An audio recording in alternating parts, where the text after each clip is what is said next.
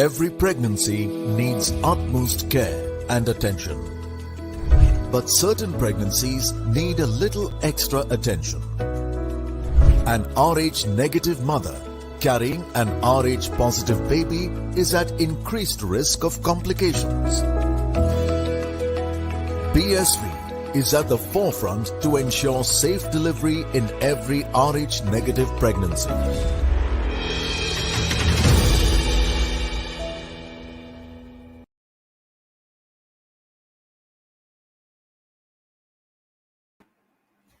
Hello and welcome to Outside View, presented by Business Brick Zone and brought to you by Puma, Food and Wellness, MRI Hospitals, BSV and MPL. So it's going to be an intriguing contest today as the hosts take on unbeaten South Africa. So South Africa has been finding ways to win the matches. New Zealand has had a quite a roller coaster of a ride, winning 2 matches, losing 2 from the 4 they've played so far. But to discuss this match further on, I have alongside me Julia right now. So welcome Julia to the show. It's going to be an interesting contest, Julia. The news from the middle is that Sophie Devine has won the toss and she's elected to bat first. So talking about that decision first, Julia, we've seen that chasing teams have found it difficult in this tournament so far. So maybe that's the reason why the New Zealand captain has thought that let's have some runs on the board and then go and defend it. Yeah, well, they also played India here a couple of games ago on the same ground, and they batted first and won that game. So I think they've probably got a really good feel about batting first, getting maybe the best conditions out of this pitch. It does take a little bit of turn later in the day as it extends on, and also it can be really good for pace bowlers as well. So I think they'll be wanting to put those runs on the board and then take advantage of the sort of condition changes towards the latter part of the day. And of course, a change for New Zealand is Brooke Halliday comes in the place of Haley Jensen. Why do you think that decision has come out? What's going on in the thought? What is the thought process behind that discussion? If I can ask you that, Julia. Yeah, obviously, I think that is trying to strengthen that batting order at the moment. I don't know if Haley really had a huge number of opportunities, but at the same time, probably hadn't been bowling as well as they were sort of hoping as well. And I think they just want to get Brooke in there. A left-hander as well, that she's a good change up of having someone else different in the squad as well. So not necessarily a bad option. They're obviously comfortable with where their bowling's at the moment. They've had a little tweak around with who's bowling through that middle order now with Leah Tahuhu sort of maybe taking over those overs that Haley Jensen would normally have in the middle overs, and she's been pretty successful with it. So I think maybe they feel like they're pretty comfortable with their bowling position at the moment, just trying to work a little bit on extending that batting order. Of course, Dani has also joined us now. But before we get to her, let's just have a look at the playing 11. Of course, South Africa is going with the same 11. No changes out there. But New Zealand have brought in Brooke Halliday in place of Haley Jensen, as Julia rightly told us the reason behind that. What could be the thought process behind that as well. But coming to you, Dani, my first question to you would be that New Zealand have that kind of a pressure. Like when we play, we are the host, there's some kind of pressure, because I remember listening to MS Dhoni during the 2011 World Cup, and he was like, we were going to any hotel, we are going to stadiums for practice. In the nets, people are coming and they're saying that you're winning the World Cup, right? It's happening in India. So there's some sort of pressure that goes in. So do you think like performing well is one thing, but the pressure of performing well, so that would be something that's going on in New Zealand setup right now? Yeah, I reckon performing well at your home ground, I mean, that just stays with you. So everybody expects you to, perform really well. I think, that's unexpected pressures on the South African team, because they playing the home team. But I think they've been going really well, as we've mentioned. So, yeah, it's going to be good to see them go, and hopefully they're going to go really well. Definitely. And we, of course, know that New Zealand is going to take the charge with the bat first, Julia. And the top 3, as we always talk about, that there's Sophie Devine, Susie Bates, Emmy Setotuid, and now also we include Amelia Kerr into that core group, having seen her good form. But the top order, apart from that top order, the middle order has looked fragile so far. And considering the bowling attack of South Africa, they would want to just come there and express themselves. They haven't looked at their absolute best yet in the tournament.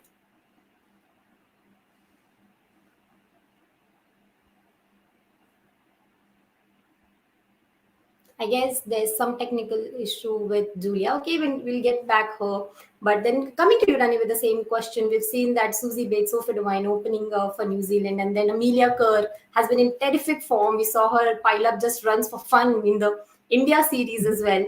But that would be something that New Zealand would want their middle order to perform as well, because you have the likes of Ayabunga Kaka, you have Marizan Kaap, you have Shabnim Ismail. So that's what they would target, the top three of New Zealand. So to put that good total on board for South Africa, the middle order has to step up today. Yeah, look, like as I mentioned, the top three for South Africa has been incredible. This whole World Cup. Not taking away from Masabata class, she's been incredible when she stepped in, and yeah, it's just it's such a massive top three for South Africa, and that was the thing that bothered me for the whole World Cup. Is like, is South Africa relying on this team or this three so much that they're putting all their I guess I can't say money in a basket, but all their precious in that one basket. So yeah, look, it's going to take a lot from the South African trio, as we mentioned. We call the trio.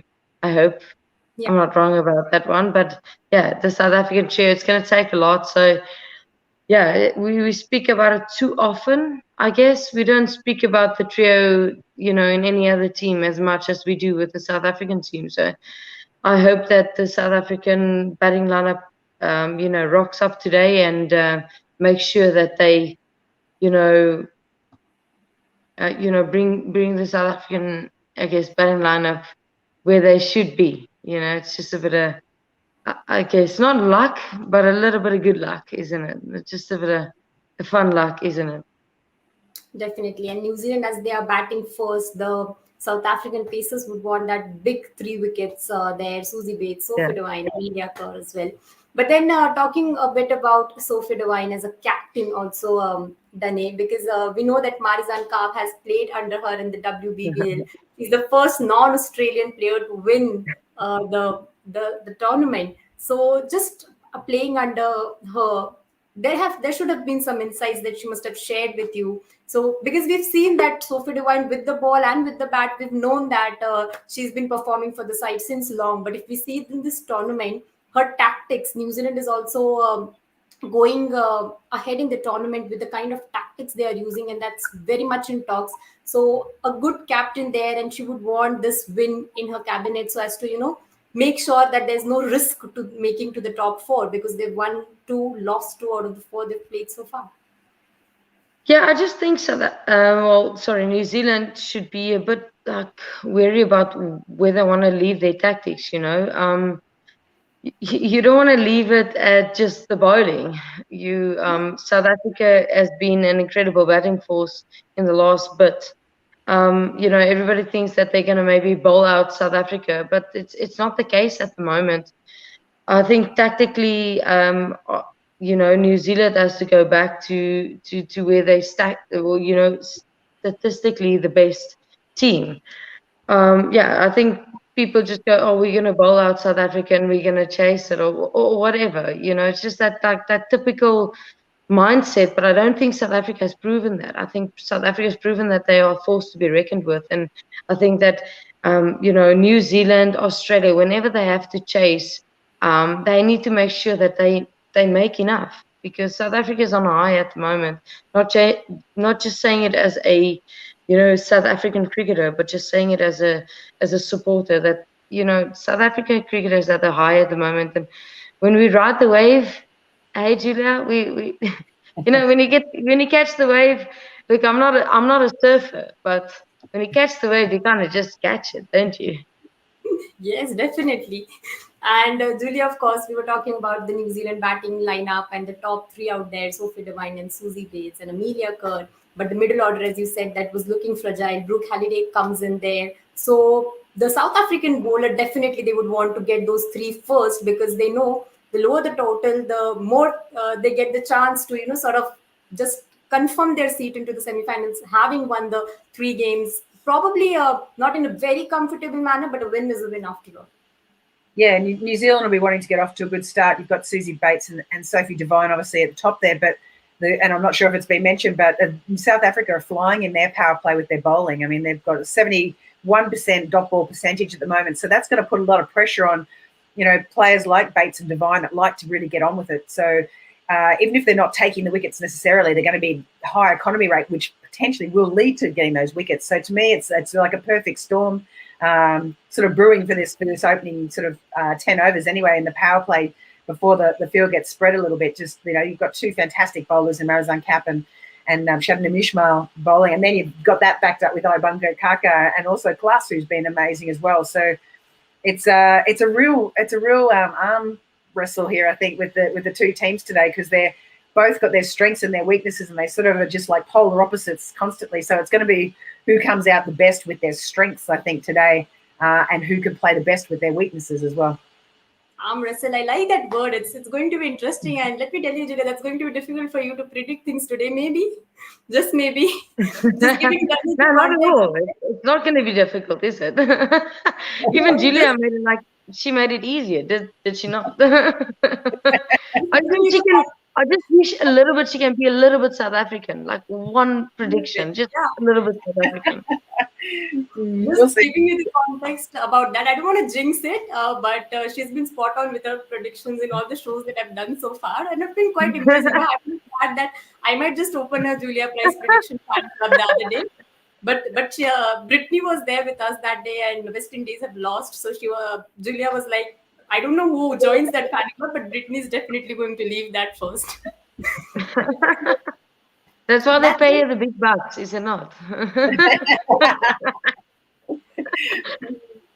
That's going to be fun. We'll see how it unfolds today, Julia. Just don't take the pressure. I know that you've told us that the more you play, the more you understand the game better. So yeah, that's how it is. But South Africa bowling, of course. We're talking about Shabnam Ismail. We talk about the Ayabonga Kaka. Of course, Masabata Klaas, as Dani you said. But the one question that I want to put you to just sort of sum up the bowling of South Africa is, how do the bowlers complement each other? Because we see Shabnam Ismail, Ayabonga Kaka giving you those breakthroughs. Marizan Kapp was like phenomenal in the last match. Masabata Klaas, as you rightly mentioned, was quite economical, sometimes goes under the shadow. But the way they complement each other is the reason why South Africa's bowling attack has been centered in these games that South Africa has won so far. Yeah, look, I just think that, Marizan and Shabnam obviously generally opens the bowling. So it's two different bowlers. Even though they're outswing bowlers, it's two different bowlers. You kind of get excited watching them bowl because, Shabnam comes in as this attacking fast bowler, and it's not about knowing where she's going to pitch it, but you kind of know if she's going to hit you or not. It's quite intimidating. I've faced her many times in my career, and it's certainly not nice to stand in the nets and she comes running at you, and then Marizan being really chilled. It's weird. My wife is very chilled when she runs into bowl, and she hits the bat really hard, and you kind of figure out like, oh, okay, so you're kind of sneaky angry. So they make a really good contrast with each other, and then you've got Ayabonga Kaka. First of all, I mean, she's been incredible no matter what, and then Masabata Klaas. So I mean, I'm speaking about four incredibly talented bowlers that comes in, and they can give you 40 overs. With any batting lineup, you kind of have to sit there and go, who are we going to take on of the day? And it's just about thinking, who's not going well. And if I sit here as a batter, I'm thinking, I don't know who's going to go well, and that's what makes the South African bowling lineup so difficult, because they've got still 2 to 3, legs, or not leg spinners, but spinners that's going to come in after that. That's 70 overs, even though you're not playing 70 overs, that you need to figure out who you're going to take on and who not. So that's what I love about the South African team. It's just it's a guessing game all the time. You try and figure out who's going to be good. Ayabonga Kaka has been good, and then Masabata Klaas comes on and she goes, oh, well, but, I'm just going to step up and show you that I'm okay. It's just a guessing game at the moment. So that's what I love about the South African team. And yes, I am biased. I am going to be biased, and I will stay biased. I almost said in Afrikaans bly, because it means stay. I'm gonna stay biased. It's just such an incredible bowling attack. It freaks me out sometimes. Sorry, Definitely, but Julia. I'm sorry, Julia. So it's all good. is Julia rooting for New Zealand today? That's the question. Well, that Are is the you question. What the first thing I would like to speak about is the fact that everyone knows that Marizanne Kapp is an angry fast bowler. Like I don't know why you think we think she's She's not that angry. everyone is Beautiful. Marizanne. first She competitor? We'll puts put it the like angry that. eyes on. We know how intense she can be, and it's so funny. You think she's chilled. And I did actually smile the other day when she got her fifer, and she actually had the biggest grin on her face that I have seen ever in my life, and I've got a screenshot of it because I've never seen her smile that much. So it was great to see. But Yeah, I cried a little bit, but was that biased? Yes, it was. I cried a little bit, but it's fine.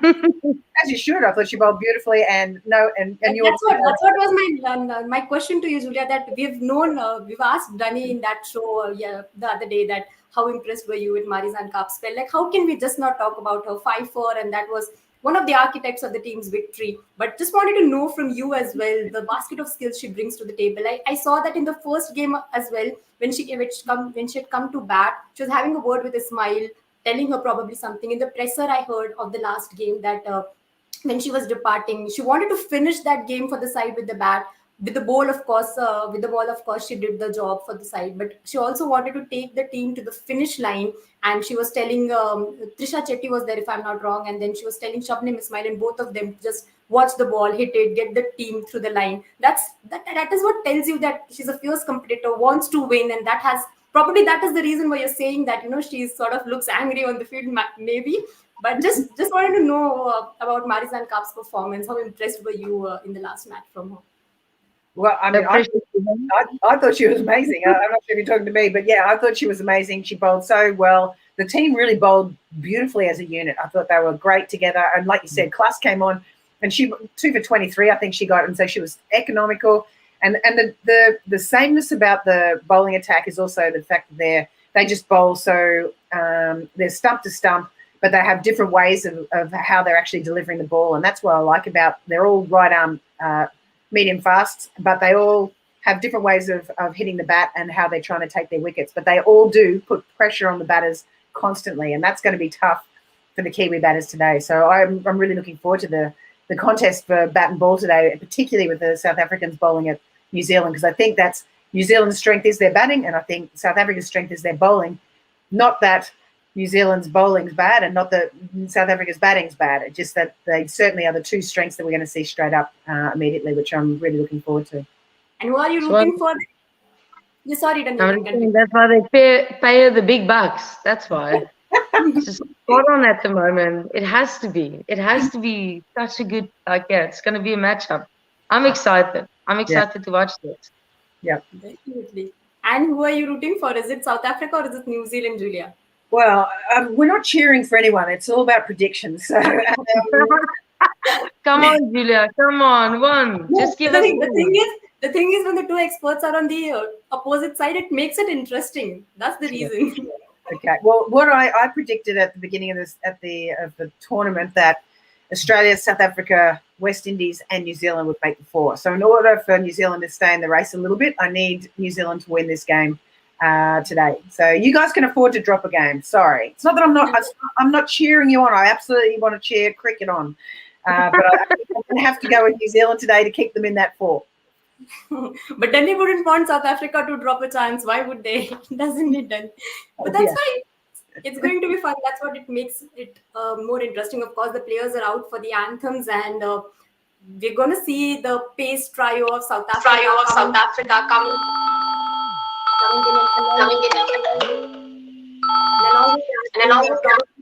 See the New Zealand batters trying to make the most of the conditions and put a good total on the board. Mind you that Laura Wolfart has been in good form, so New Zealand would want that they put a good total on the board. So prediction time. Who should I come to? I'll go to Dane first, okay? Julia, you can take your time. I'm actually really upset with Julia at the moment, so I don't know if I want to make a prediction. That's what I'm worried about. Like, she's going to go opposite to me. You know what, South Africa? South Africa is in good nick. Spoken to my wife many times. yeah, they're just gonna win. Hopefully they win. Okay, you You can tell me see, that. bro, let's be honest about this. I know Australia is pummeling teams, but let's be honest about the situation. I love it, Danya. I'm just loving the way you're saying it. But then, okay, I'll ask you the pick of the bowlers for South Africa. Like, of course, I know there's a trio, but then one bowler who's going to just dominate the proceedings today. Um, I know it's yeah, difficult, but I that's think it's if I say Marizon, I'm this also like yeah, I'm not the captain. So you know what? Shibnam has been very successful against them. You know, she's nicked off Meg Lanning a couple of times, but it is the trio. It's the trio. It has to be Marizon, Shibnam, Aya. I cannot. I'm sorry. I cannot be away from them. Sorry, Julia, you can knock me out if you want to, but I think I'm okay with that one. we'll get we'll get a different prediction for Julia. Julia can tell us that how much South Africa is chasing. Sure. I think with the fantastic South African attack that you've got, I think New Zealand will get around 230. 230. Yeah, Okay. so they're a little under par, I think, because I think they're going to struggle a little bit with the, just get a couple of sneaky ones at the end there. But I just think 230, which I think will make for a very, very interesting chase. Very, very interesting chase. Generous. You're not generous. Very generous. You don't get it from an Aussie every time, do you? Okay, then we have our experts giving their predictions, right? The pace trio. Okay, fine. Dani, the skipper, has been a bit diplomatic about it, but that's fair enough. We'll give her that. And Julia, of course, telling us that 230 would be the total. It's going to be an interesting contest. We'll of course pick up this conversation in the mid-match show. Until then, you stay tuned to Women's Cricket Zone for all the updates on women's cricket.